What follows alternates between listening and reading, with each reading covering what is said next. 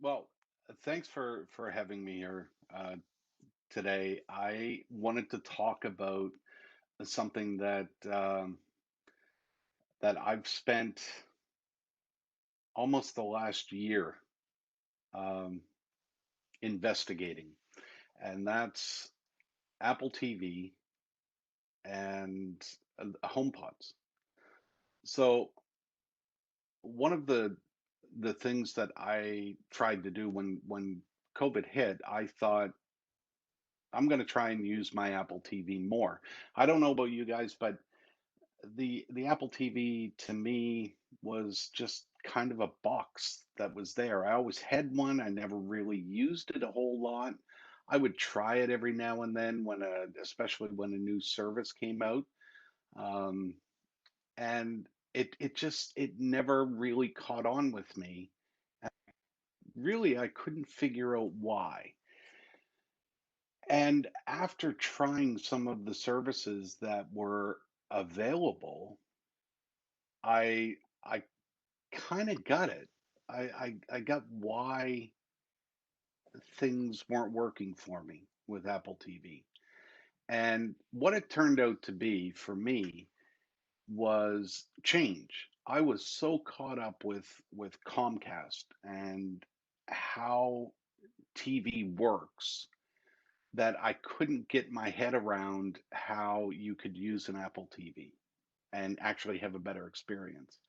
And this really came to light for me when I started trying out the services, the live TV services, Hulu, AT&T. Um, oh, what are the other? There were several. There's four or five of them, and I knew that I wanted a DVR. I had to have a big DVR. Um, some of them were giving 500 hours. I had to have that because I had to record shows because that's what I did with Comcast. I I had to have, the channels that I needed on there, the local channels, so that I could watch my Bay Area news and all of the things, as it turns out, that I listed that I really needed from this were things that I had with Comcast. So again, I was going at everything backwards from what I should have been doing. And it's not until I bought a couple of the Apple TV channels, like Stars and BritBox. I'm a big fan of, excuse me, a big fan of British detective shows. So I can sit and watch those things all day long, every day. And with COVID, I almost can. Um, so I bought a couple of these channels, and what I realized was that I didn't need a DVR. I didn't even want a DVR. I don't want to record shows. I want to watch things on demand with no commercials. And once I realized that I don't even need live TV because I don't actually watch a lot of live TV. Now, my fiance is a big college football fan. And if I didn't have live TV and it was either me or college football, I would be out on the street very quickly. She would kick me out. I know it. So I I got her college football, and now I have live TV. And I ended up with Hulu after testing. It's got to be five services that I had. Philo is another one that was there. I ended up with Hulu because Hulu ended up having the best on demand catalog. And that was what was important to me, to have that on demand catalog. Now, even today, I could cancel Hulu, which is, I believe, $65 a month. That is the most expensive thing that I have in TV now, and I barely watch it. College football was over, so I might. have a little chance to get rid of that. Um, but I the realization that I came to with this is that we have to think about these types of things differently than what we currently do. And that's the mistake that I was making. Instead of thinking and making a list and saying, I need to have a DVR so I can record shows, and I need to have my local channel. I need to have, all of this stuff is what I really need. I should have looked at it a new way and said, well, what I really want is no commercials. I want to watch what I want to watch and not be bothered with commercials when I'm doing it. And once I started to think about things like that, what I actually wanted instead of what Comcast was giving me, then I kind of broke free of that. So much so that we canceled Comcast about 2 months ago. Um, so we went with both for a long time until my fiance got comfortable with Hulu and using the Apple TV, and now I see on my up next. I know she's comfortable with it because I see on my up next 90 Day Fiance and some of these reality shows that they're not me. If somebody looks at my Apple TV list, half of those shows are not mine. Um, so it's it's interesting when you start watching TV and you free yourself from what we're all so used to. Now, my Comcast bill on a monthly basis was $300, and it was just outrageous to pay that much. Now, that was internet, cable, and I think we had a phone, although we never really used it. But we had that triple pack that they have, and it was $300 a month. Without Hulu, I'm probably paying 60 or $70 a month, and I'm doing great. You add Hulu onto that, obviously I have that right now, but you have the live TV. I also, being Canadian, my favorite sport is hockey, so I have the NHL channel. I can watch every game that's available on there. So I'm starting to realize now that um, what I really want, I can get now through Apple TV. And I don't know if you guys have watched any of the Apple TV Plus channels or the Apple TV Plus shows, sorry, the ones that Apple produced, but they are magnificent shows. Even some that I didn't really think that I would um, like Ted Lasso. Dave Mark kept telling me to watch that show, and I said, I no, I'm not gonna like that show. And I got hooked on it. I couldn't stop watching Ted Lasso. It was just a great, great show. And now I can't wait for season 2 and 3. It's one of these things. But again, the thing that I really like is that I'm watching it with no commercials. All of the Apple TV stations that I bought, the extra channels that you can buy, I'm finding I'm getting better deals all the time because I had Showtime and I think CBS All Access. Well, they combined those into one monthly thing now, so one monthly charge at the same price. So now I get two. Well, I subscribe to the Smithsonian Channel as well because I love history. So I watch as much history shows as I can possibly watch. Smithsonian Channel, I got a note the other day, is leaving um, Apple TV, but all of those programs are going to become part of the CBS All Access. So I still get them, still the same price, no commercials, and I'm still watching all my shows. So, the value that's coming through on Apple TV now is better than even when I started looking at this almost a year ago. And like I said, the live TV bit, I think that's an individual thing. And as pointed out, there are ways um, that you can get live TV, but you have to hook up some external things, antennas and things like that. And I didn't really want to do that. I want to turn on my Apple TV and just start watching. Now, I decided also just before Christmas that I wasn't uh, actually getting the most out of the Apple TV shows.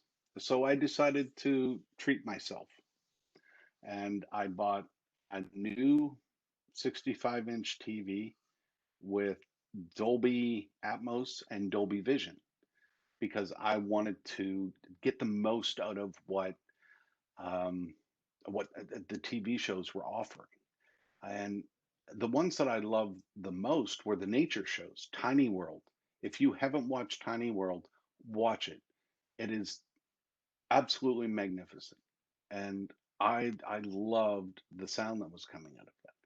So I bought this TV and hung it on the wall. I didn't hang it on the wall. I actually got people in to hang it on the wall because it would have smashed on the floor if I had tried to do it. I I had a HomePod original, um, and I thought maybe I'll get a second one. And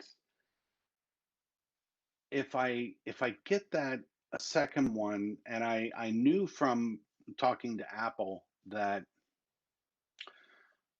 they were coming out with an update that would allow Dolby Atmos and 5.1, 7.1 type surround sound if you had a stereo pair of the original HomePods. So I bought a second HomePod as well. And I'm upgrading, or I say upgrading, I had a Sonos system, a Sonos soundbar, a woofer, and two rear speakers. And the sound coming out of the HomePods because of Dolby Atmos is absolutely incredible. I just love it.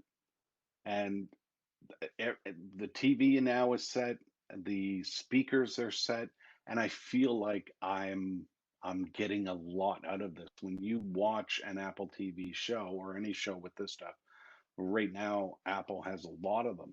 When you start listening to that, um, it does feel like the sound is coming around you, and it's weird because there's only two speakers, but it does have that feeling of enveloping the room.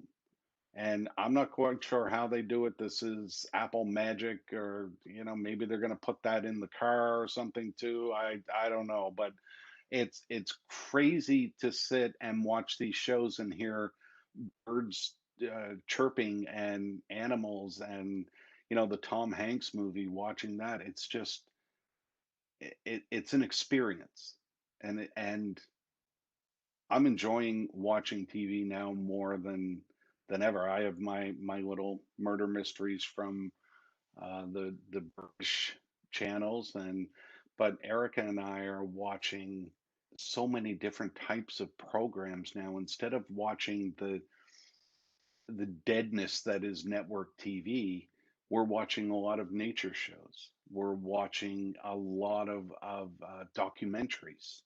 We're watching shows. It almost feels like we're watching shows that matter, and it's an interesting thing to think about because if we weren't watching that, we probably would be watching, season 300 of Law and Order, and that's what we all do. It's what we do. But as other providers are coming out, the latest one was Discovery Plus. I couldn't wait to have Discovery Plus. I Everything that I love about watching, and I'll admit, when I go to bed at night, I turn on a murder show because I like to just doze off, and I have, um, Joe Kenda or something like that that's on, and I just sit down and I lay in bed and I watch that, and it helps me fall asleep because if you watch something that's really interesting, it keeps you awake. If you watch something that's just boring, you know that they're going to get caught, right? I mean, it's not a big surprise when the people get caught. But if you watch something that's a little bit boring, it helps me fall asleep. I've been doing this for 20 years, and I know the doctor said don't do it, but it works. You can take it from Dr. Jim. Um, so Discovery is another one that came out because they have David Attenborough, with Planet Earth and all of these shows that are out there. And I alluded to this earlier, but I actually feel like I'm expanding my knowledge by what I'm doing now and how I'm doing this. And you know, I I've really enjoyed it, and I think if anybody wants to try it, I think the thing to do is to get away from what you think TV is and try and think of it as a brand new experience.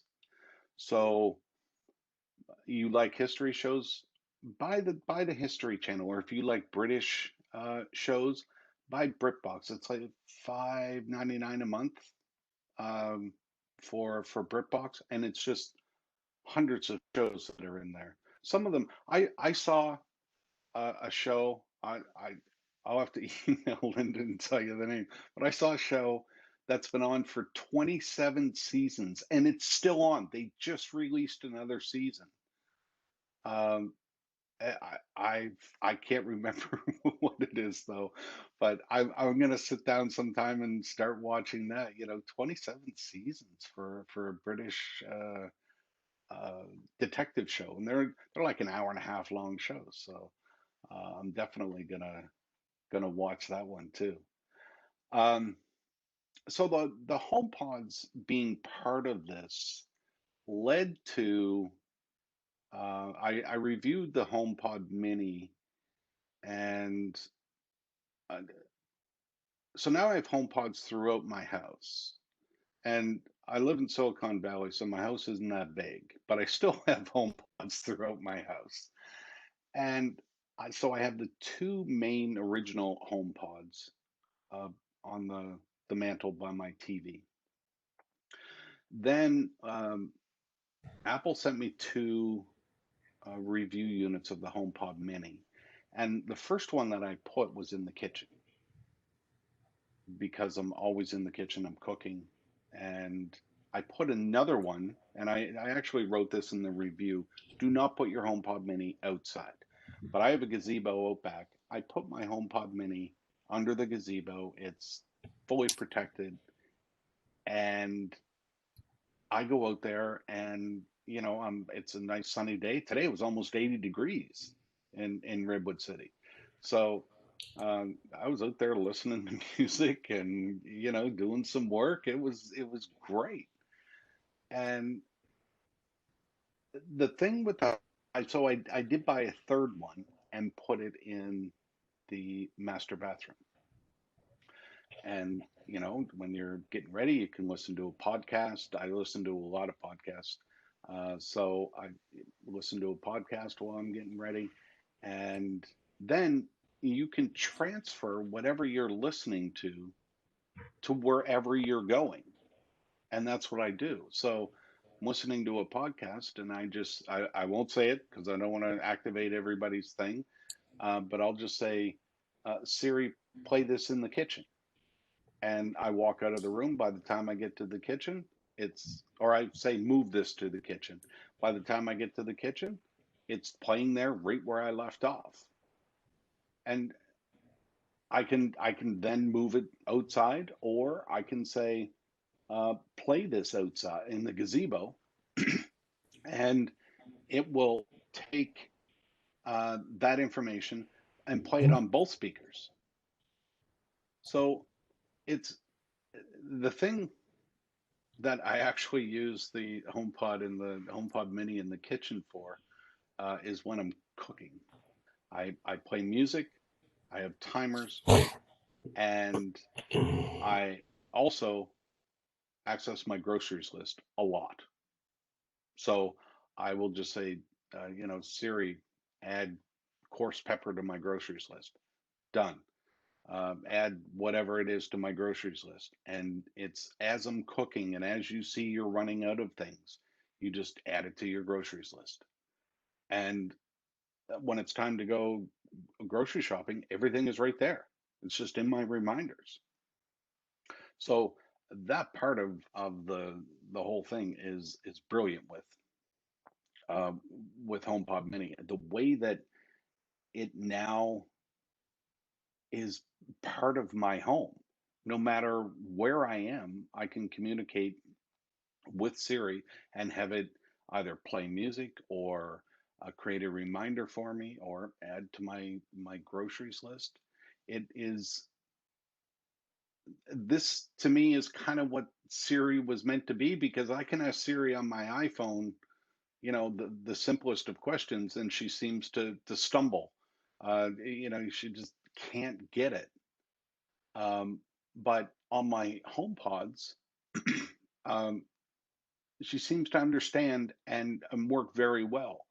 And I actually wrote about this a year or so ago about why Siri was so good on a HomePod and not so good on um, the iPhone. And I think that with the HomePod or even your Apple Watch, I think part of it is us. We we know that there's a limitation on the HomePod of what we can ask Siri to do, although that's expanded quite a bit with the latest update with reminders and personal requests and calendars and things like that. But we feel that there is some kind of limitation, so we don't go outside of those limitations to ask Siri things that she's going to stumble on. Now on the iPhone, we don't know that there's any limitations, so we just ask it all kinds of things. We ask it everything, and of course, she stumbles at some of the things she shouldn't stumble on.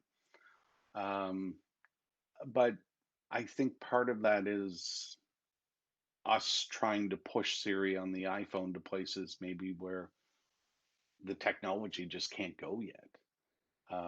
And that's really unfortunate, but hopefully we'll get there.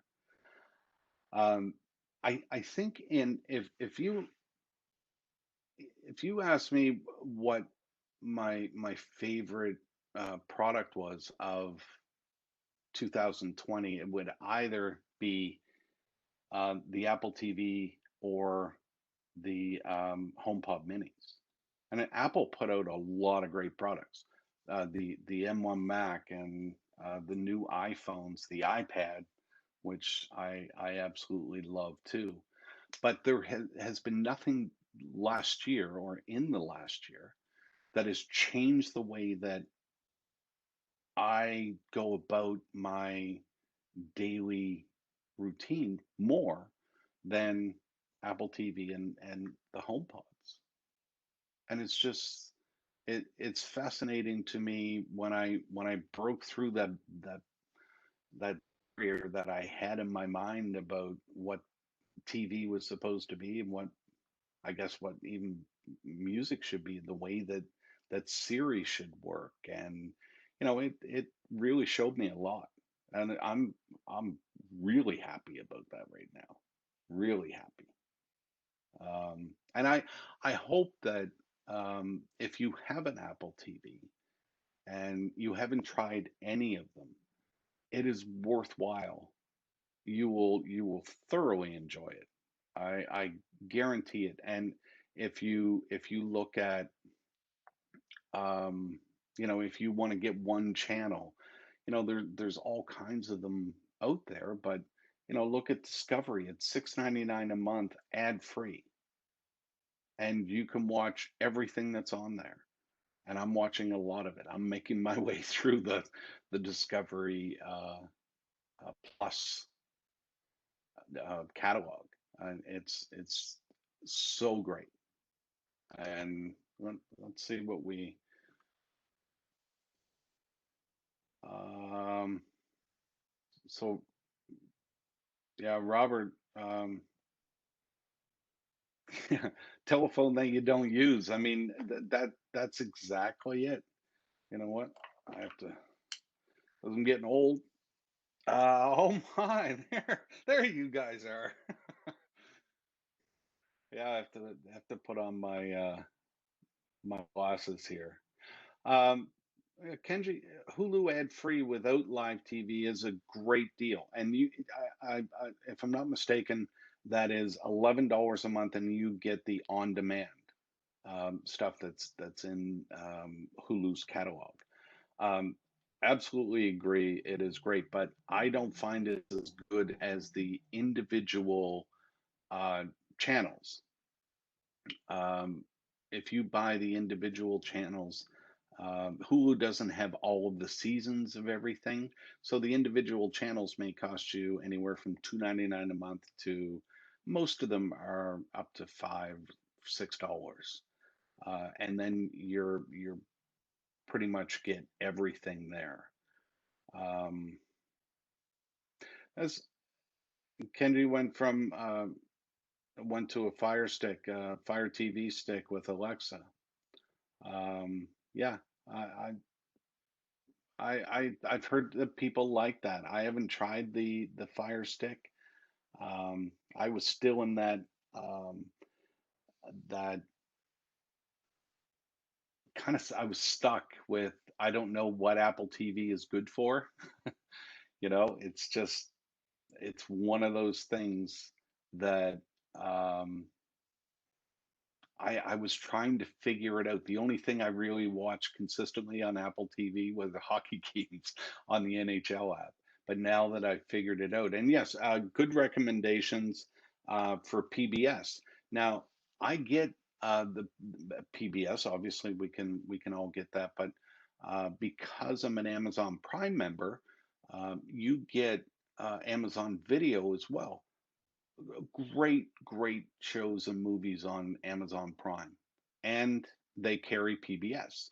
So if you go to Apple TV and use the Up Next and you find a PBS show, you just tap the show and it'll open up Amazon Prime and start playing the show for you. So um, it's really convenient.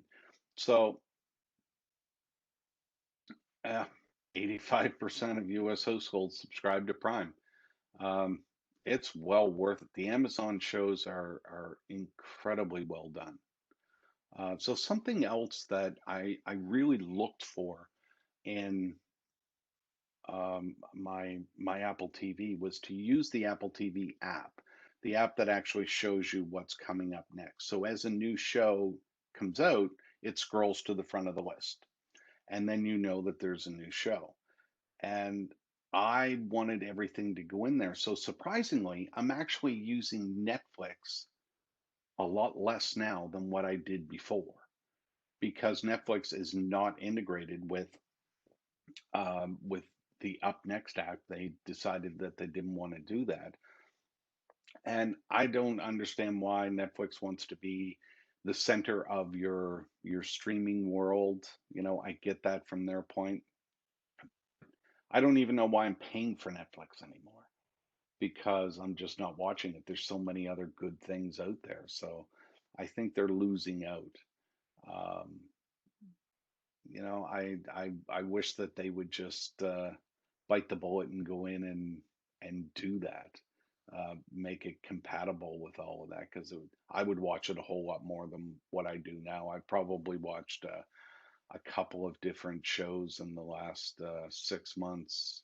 Ozark, Ozark is a good one. If you haven't watched Ozark, you can give that a try.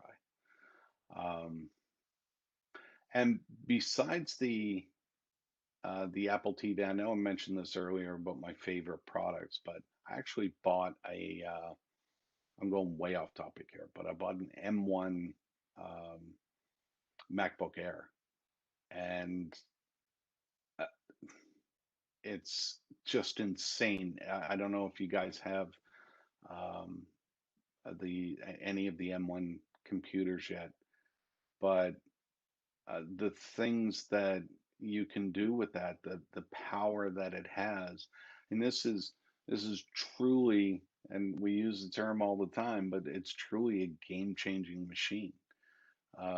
For I can do music production on a MacBook Air. Um, I can do almost anything I want on a MacBook Air. I'm talking to you now on a 27-inch iMac, and that little MacBook Air, it has more power than this thing ever had. It's crazy how much power it has and what it can do. So yeah, that might be. I'll have three favorite products. How many streamers am I subscribed to? And the total cost. Yes. Okay. So, Got a a good question. question. I got a question. Okay. Uh, I have a TV box that I bought from Apple. Plus, my TV, if I go down on their input selection, I also have Apple TV Plus. Now, does that replicate what's in the box? So Apple TV Plus is Apple's individual um, channel. That's their shows. Okay, so the box has got more channels. Yeah. So if you scroll, if you go to the Up Next app in Apple TV, um, there are other channels that you can buy, and a lot of the different stations are on here now with channels that you can purchase for like anywhere from $3 to $10 a month, and then Okay, you thank get you. that content. Um, so Charles, how many streamers am I subscribed to? Well, the one major live TV stream is Hulu. I have one of those, but I'll just give you you'll know what I'm watching by what I tell you I'm subscribed to here. Um, so first, because these aren't on the list, so Amazon Prime and um, oh, Disney Plus. My fiance has that for her son, so we do have Disney Plus, and uh, Discovery. Now, CBS All Access, which includes Showtime and now includes, I think it's Smithsonian that is leaving. I have Stars, AMC Plus, which also AMC Plus includes two or three other networks, Acorn TV, which is British, BritBox, Cinemax, Smithsonian is there, and Tastemade, which is a cooking show. So I have a whole bunch of stuff there that I would never run out of things to watch. Now, as for the cost, um, let's see, one, two, three. So I have 9 channels there. Say the average price is probably $6 for those. Maybe even a bit less, but you know, so there's what, $55 for that. And I did, because of canceled Comcast, I had to go get internet. I got AT&T, which is $50 a month, so there's 100. And um, what did I have to do besides? I forget, there was something else in there. No, live TV, Hulu live TV. That is the most expensive thing right now, and that is 65 a month. So I'm spending about half, um, a little on the top side of half a month by getting rid of Comcast. Um, the the internet is gigabit, so it's very fast. So I can play, 4K, Dolby Vision uh, shows. Everything is good. Um, there's another point that Kenji brought up. Um, the Apple is making the Apple TV app available everywhere now, so you don't necessarily need an Apple TV. It's becoming available um, in TVs on smart TVs and other providers as well. So, it's worth it. The Apple TV shows themselves are absolutely worth it just to watch. And if you just recently bought an Apple product, you get it for free. Not, it's $5 a month. So, to me, that is really really good. Um, what internet provider? AT&T. I went with AT&T for the fiber. And do I have access to local or national news? Yes, I have. With Hulu Live, I have access to everything. Hulu, when you log in, it asks for your zip code. I almost said postal code. Then you really know that I wasn't originally from here. Um, it asks for your zip code, so it can tell you if it will serve your local channel. So yeah, we get all the local channels. I think the only thing, oh, Hulu doesn't have PBS. We found that out recently, and but we get the PBS shows on Amazon, so I was okay with that. And Hulu doesn't have the NHL network, which is not the games, it's the NHL network, which probably doesn't bother you guys as much as it bothered me when I realized I didn't have the NHL network. But uh, that I was willing to deal with that. And like I said, I could give up live TV. I suppose I probably missed the news, but you know. You know, the big problem for me is I had Hulu ad-free plus live TV, and I Hmm. found it a mess because I'd go to want to stream a show, I'd expect it to be ad-free and it would be full of commercials. I'd say, "What the hell is going on here?" Because it's really hard to tell what you're getting from the live TV, which has commercials embedded in it, versus the Yep. ad-free streaming. So I got rid of that. I went back to just the ad-free Hulu and went to Sling TV for live TV, and I'm really happy with that, and it's much cheaper that way. The only downside is that Sling TV doesn't have CBS or ABC. They have some of Yeah. the ABC news programming, but not the mainstream ABC and CBS programming. But you can get a lot of that streaming on Hulu. Well, and see, that's where part of the problem comes in because, some of these networks, like you look at things like Philo, they don't have any kind of, live local channels at all. So I have the ad-free Hulu as well, but now I don't watch very much on Hulu, even their network. Now, you're right. That was a very confusing thing for me, and it actually made me mad when I would turn on an on-demand show. I have the ad-free package. I'm paying extra for the ad-free package, and then commercials come on, and that is so annoying. So I looked all through Hulu, and they said that they can't actually provide which networks or which shows are ad free, which seems kind of like a scam, So, but what you would end up getting is like if a new Law and Order comes out tonight, that would be ad free on Hulu because they have a deal with that with NBC to provide that with no commercials.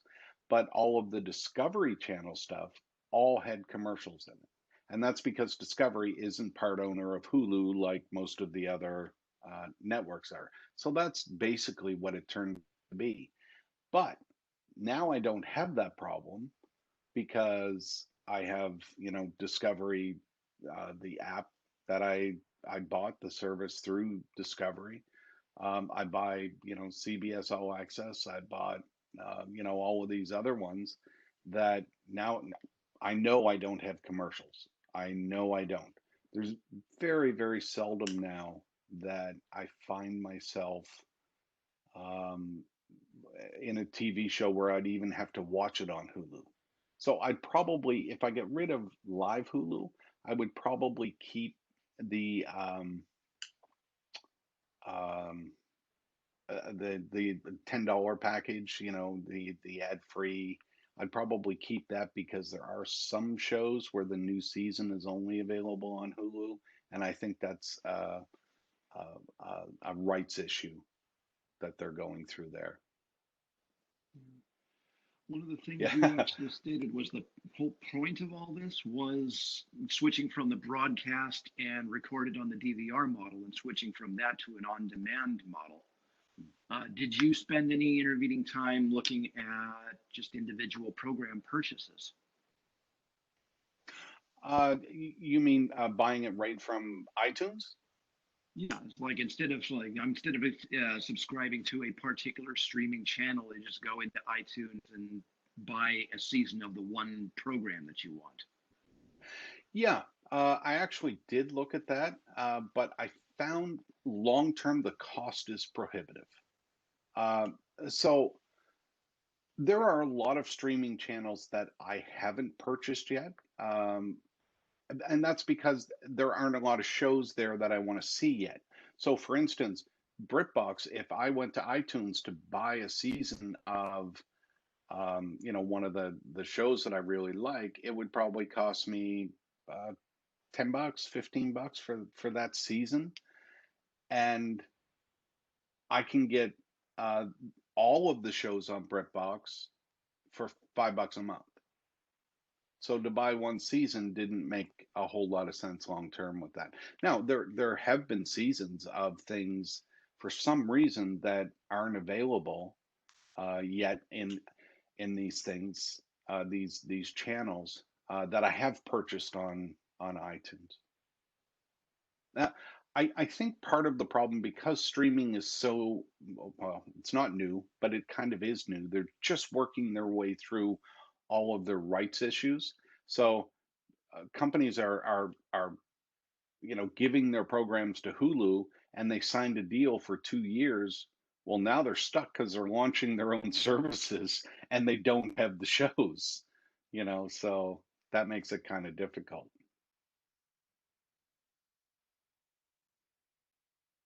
Oh, somebody's having an issue. Maybe. All right. Um, so yeah, that is always an option. I tend also not to buy movies from iTunes. I'll rent them when they come out, but I don't need to own a movie. I'm not. I I don't know. I just don't see spending the money to buy a movie when I can rent it. I only usually ever watch a movie once, except Smoking the Bandit. I'm going to watch that again soon. As soon as I can have friends over, I'm going to watch Smoking the Bandit again. I might buy that one. Would you say that's a larger shift in your thinking of you don't have to own things anymore? You just basically buy, for all intents, a subscription to the services that do offer them? Um, well, I mean, streaming is kind of um, like cable, except you don't get all the commercials, and you get to watch what you want when you want. So I see streaming as a better thing for me, for the way that I want to watch TV. And when you look at movies, yeah, that may be a bit different. Now I don't have to buy a movie, but for streaming, it's like TV but better. So we never owned anything on Comcast either. So I'm not going to be able to own anything on streaming. But when it comes um, to movies, yeah, I was never a big DVD collector or um, yeah, I was Blockbuster. I get out and rent a Blockbuster DVD. Um, so I was never a collector like that. And I guess I'm still not. I'll buy concert videos once in a while. I bought the Led Zeppelin concert video that was out that they put out at O2 Arena when they got their back together. Um, and I'll buy an AC/DC video if they put that out just because, you know, it's AC/DC. So I'll definitely buy that. So where do you think all of this is going then? I mean, what's the next steps from here? I think I think cable is done. Those people are done. Um, there's no way that they can compete with what's going on in streaming, and this is just the beginning. Um, I just I can't see even the numbers now. If you look at the subscription models for Comcast, I mean they're putting prices up and lessening the service for everybody. Just this month they did that, and I just can't see how they can compete with these streaming services and the streaming apps, and especially if you have somebody like Apple that is able to bring it all together so that it's not confusing and everything shows up when there's a new show. And you know they can't. DirecTV is already um, it's already sad. I mean they're going down fast. Um, AT&T streaming actually had a really good app, but they priced it like they did their cable. So, uh, as expensive as $65 a month for Hulu was, AT&T for the same package wanted 130. So they were doing the same thing that they do, with their uh, regular cable. So I wasn't on board with that at all. Um, it's just I'm not doing that anymore. Um, did you ever go to Redbox to rent a Blu-ray? You know what? I living in Canada, we didn't have Redbox, so I couldn't go to a Redbox. No, I didn't do that. My data cap on AT&T and T and how much do you exceed in 4K streaming? So I actually um, Charles, I'm sorry. I kind of finished off there and then just went into some questions. Did you have anything else that you wanted to know? No, you got it. Okay, thank you. Um, so my data cap on AT&T apparently is no cap. I have been streaming for months and never heard a word from them. Mo the majority of shows I would say are at least HD. Amazon has a lot of 4K shows that I've watched. Apple is Dolby Vision, which is probably even bigger than 4K, I would say, in a stream. And yeah, AT&T hasn't said a word. Everything's going fine. Um, yeah, Robert, we need internet from um, we know from Comcast or someone else for these streaming services. Yeah. Um, no, you're absolutely right.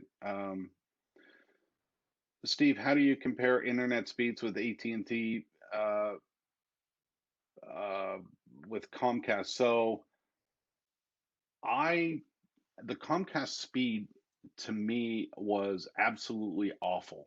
I couldn't believe how bad um, the Comcast speed was everywhere.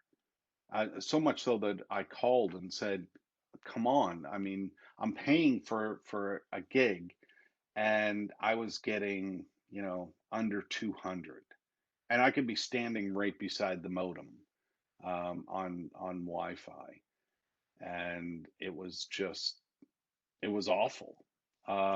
My speed, I'll tell you right now. You just hold on right here. I'll tell you what I'm getting. Right now, I'm getting about 3 to 400 as I'm sitting here streaming this on AT&T. Um, so there is no comparison. Comcast internet is not good. Not for me. Where I am in Redwood City, it was not good. Um,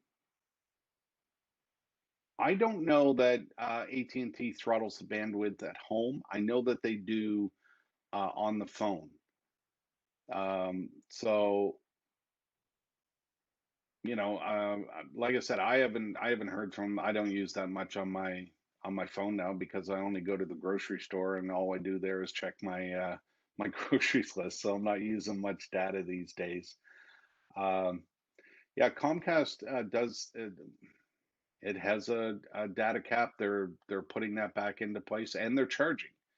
Um, if you go over your data cap, I just yeah I Comcast is treating everything like they're trying to shore up as much as they can from their internet, and they're trying to shore up um, their cable. Um, they're trying to do all of this stuff, and they end up charging more, giving worse service, and I that's why I think that they just cannot compete, and I don't think that they will be able to compete. Okay. Oh, look, yes, I've just been babbling on here, and Linda, everybody, thank you so much. I really appreciate it. I know that this might have been kind of an odd topic, but it's one that I felt so strongly about and have been working on for years. So I did want to talk about it. So thanks for having me.